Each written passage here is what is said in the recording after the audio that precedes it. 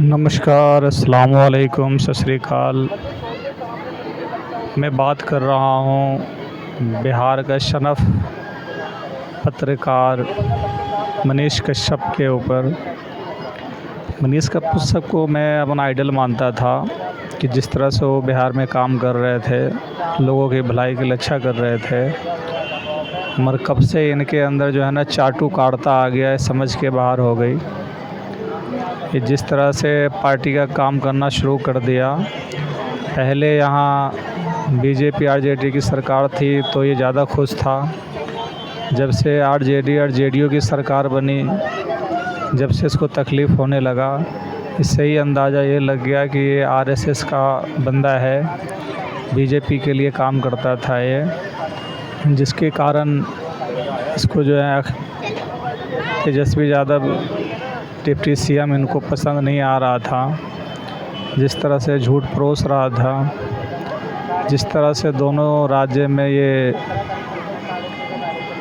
नफ़रत की दीवार खड़ी करने की कोशिश की, इससे ही अंदाज़ा ये लग गया कि ये बीजेपी और आरएसएस के लिए काम कर रहा था। ऐसे ऐसे चाटुकार पत्रकार जो भी हैं, उसके बाद से ही अंदाज़ा लग जाता है कि निष्पक्ष पत्रकारिता कर रहे हैं या किसी के पक्ष में कर रहे हैं। ऐसे ऐसे पत्रकार अगर और भी कोई बिहार में, तो उसके लिए भी सख्त से सख्त कार्रवाई हो। पत्रकार का काम है कि रियलिटी दिखाएं। अगर कोई घटना हुआ हो, कोई ऐसा मामला हो, उसको दिखाओ, ना कि सरकार के पक्षपात में करो। कि जिस तरह से काम कर रहा था, आज तक बड़ी से बड़ी मीडिया भी जो है ना किसी भी सरकार को धमकी नहीं दिया, चैलेंज नहीं किया कि मैं 180 दिन के अंदर में सरकार गिरा दूंगा। ये जवान किसकी है, ये आप खुद अंदाज़ा लगा सकते हैं कि बात करने के तरीके से ही पता लग रहा था कि किस तरह से बात कर रहा था कि मैं सरकार गिरा दूंगा। तो अंदाज़ा लगाइए कि इसके दिमाग में क्या चल रहा होगा और किसके इशारे पे चल रहा है। अगर आप लोग खुद इनके बातों से सोच सकते हैं। जब आप देखा कि जो है ना इसके पास कोई रास्ता नहीं है, तो अपने आप को गिरफ़्तारी करवाया है ये, क्योंकि जब इसके घर की कुर्की जब्ती हुई है तब। इससे पहले बहुत ज़्यादा उछल रहा था ये, ऐसा लग रहा था इसका मानसिक संतुलन बिगड़ गया है, इसका दिमाग अपनी जगह पे नहीं है।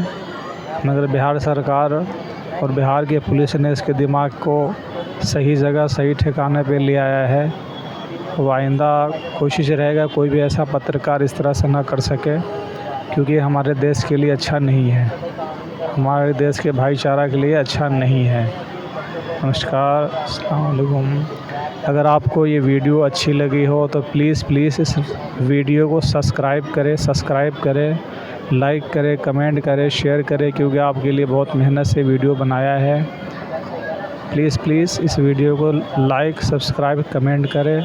SS इकबाल आलम, गरीबों की आवाज़, आज से कल तक।